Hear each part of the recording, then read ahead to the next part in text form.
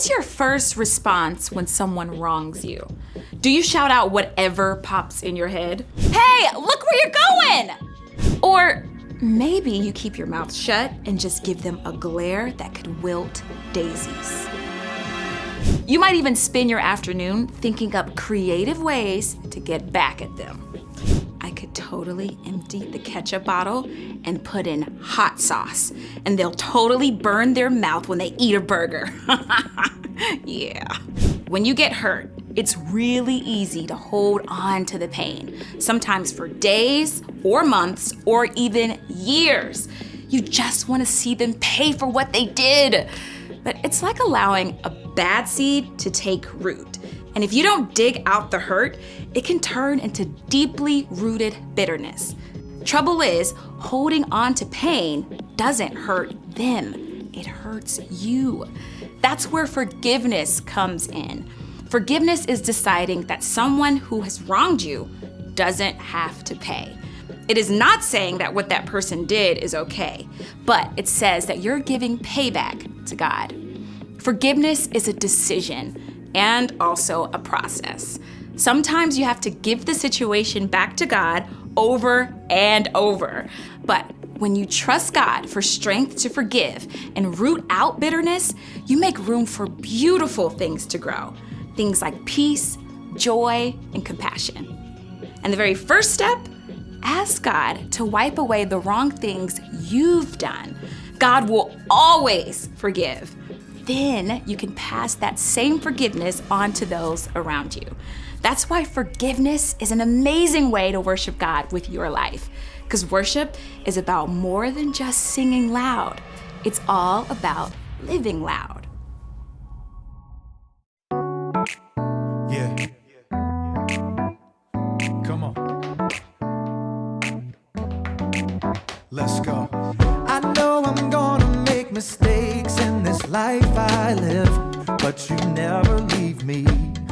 You forgive. I won't always get it right. It's alright, 'cause no matter what I do, I'm always loved by you. In the morning time, I'm gonna sing. God, you make me smile when you're doing your thing. I'm thankful for the way you set me free, and all of the ways that you love me. I know I'm gonna make mistakes in this life I live, but you never leave me. You forgive. I won't always get it right. It's alright, 'cause no matter what I do, no matter what, I'm always loved by you. In the morning time, I'm gonna sing. God, you make me smile when you're doing your thing. I'm thankful for the way you set me free,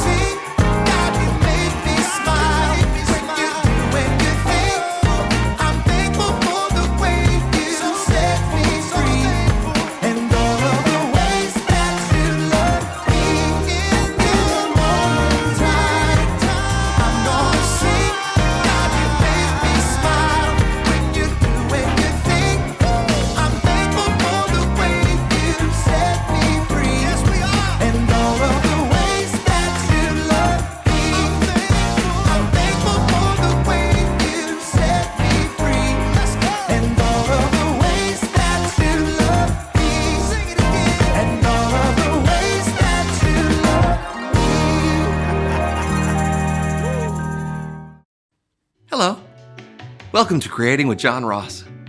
I'm John Ross. It's funny how that worked out. Today we're finishing up our mosaic. It's been a long process, but very rewarding. We'll take one of our happy little circles here and give it a little pat. Thank you, little circle.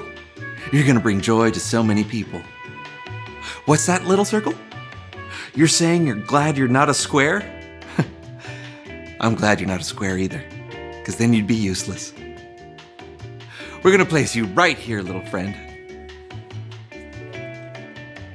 Oh, don't you look cheerful? A cheerful little circle. Now I think you just need a couple more friends, and we'll be all finished. Hi. How are you?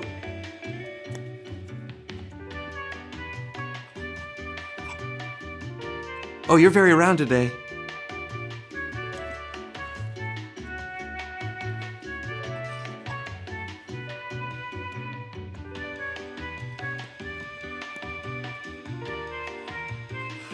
One more. We're getting so close to the end now. You can feel the excitement from all of our little circle friends. Hi, this looks like fun, Thank you, John. Brandon. We're almost finished with our happy little mosaic here. Oh, do you mind if I No, put one on? Brandon, that would be just great.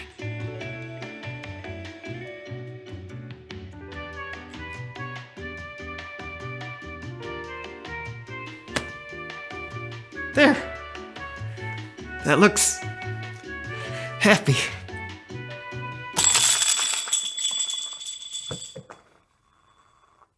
So happy.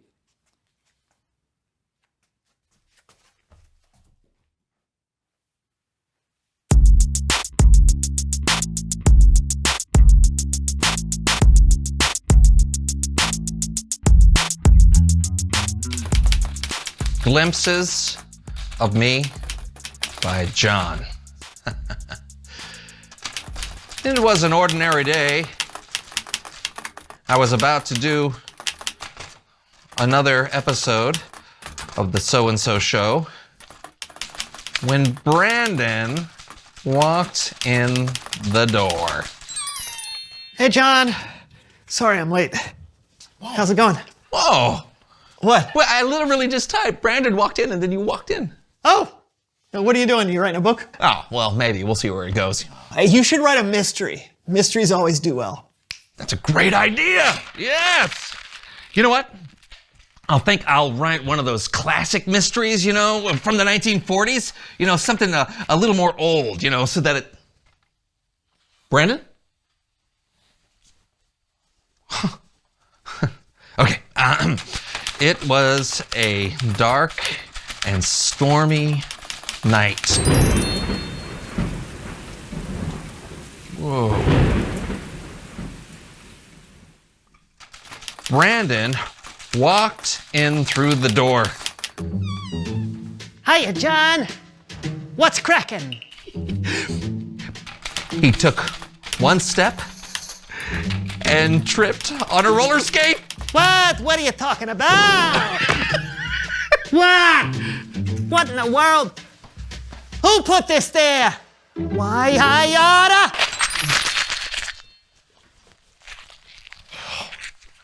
All right.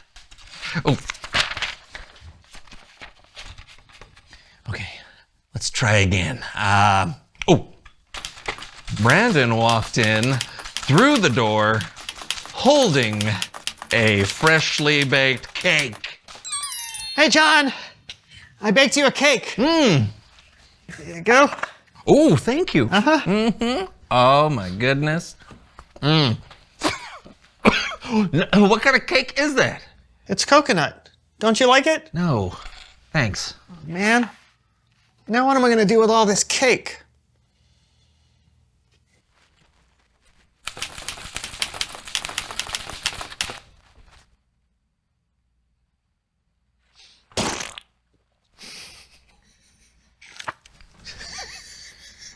Why did I do that? Who can say? I baked you a cake. It's chocolate. Delicious, I bet. Mm-hmm. Thank you very much. I'll finish it later.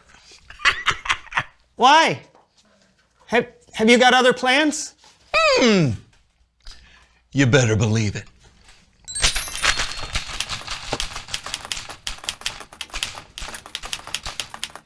I would do anything for John, like buy him chips and other snacks. Yes, I would do anything for John, even dress up like a cat.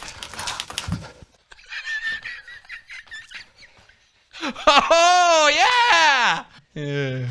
No. Meow. Yep. We got you. Enough of that. I don't know about you, John, but I am exhausted, and I have no idea why.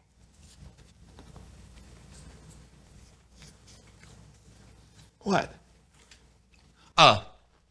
It's Bible story time with Kellen.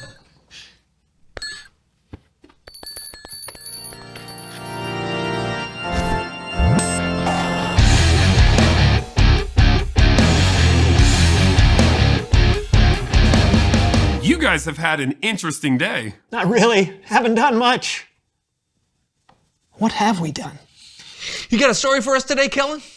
Of course. Seriously, I can't remember anything about this Then show. take it away. You know, there's nothing like being given a do-over, a fresh start, a clean slate, which is what today's Bible story is all about. It is a story about when Jesus was invited to have dinner at a home of a Pharisee named Simon.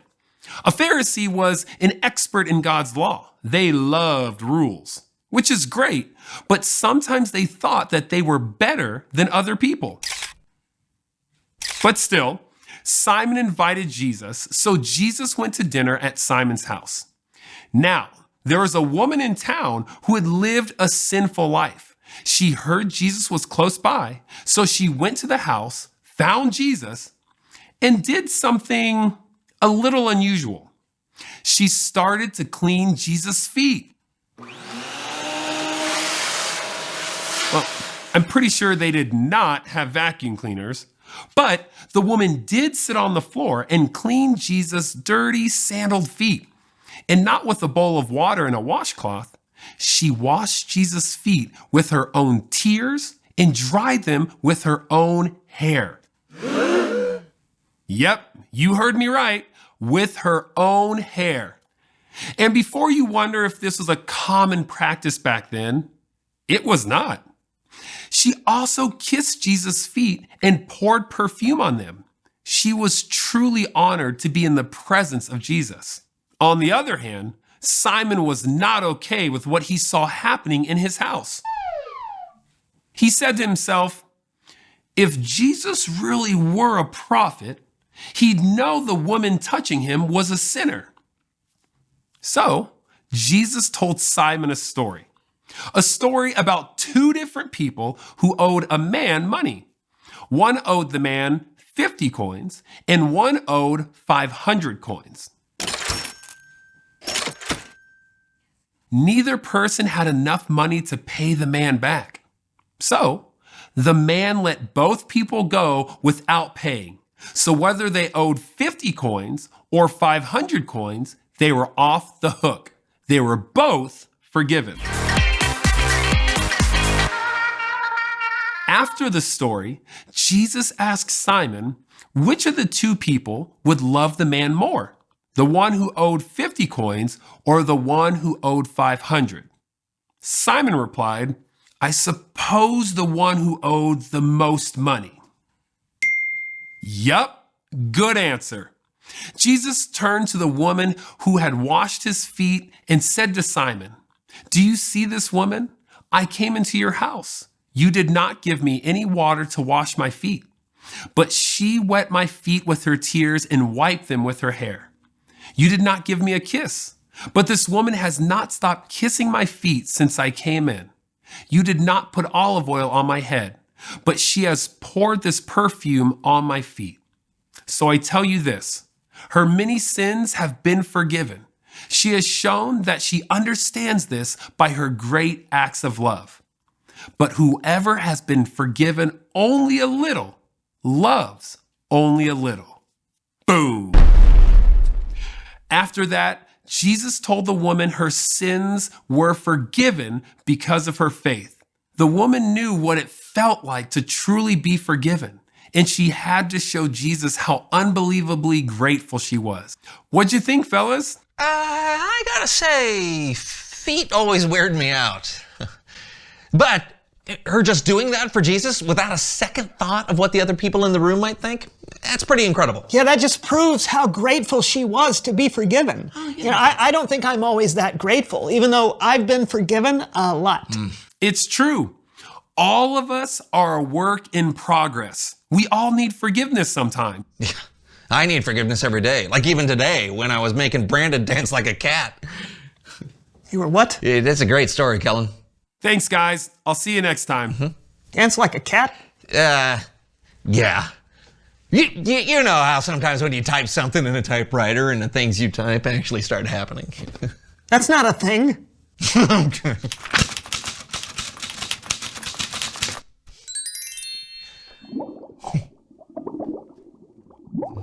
What?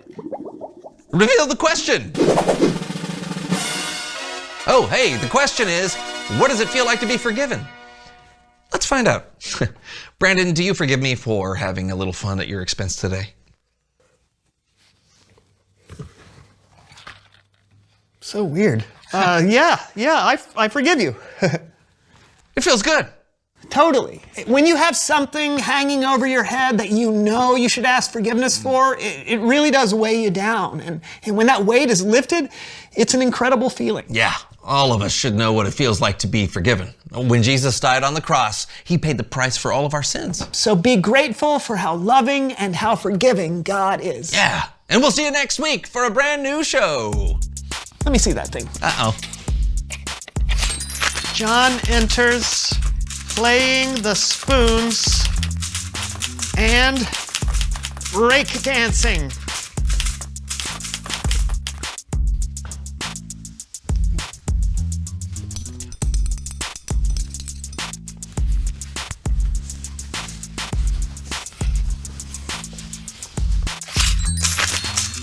You can take my chips, but you can never take my talkies!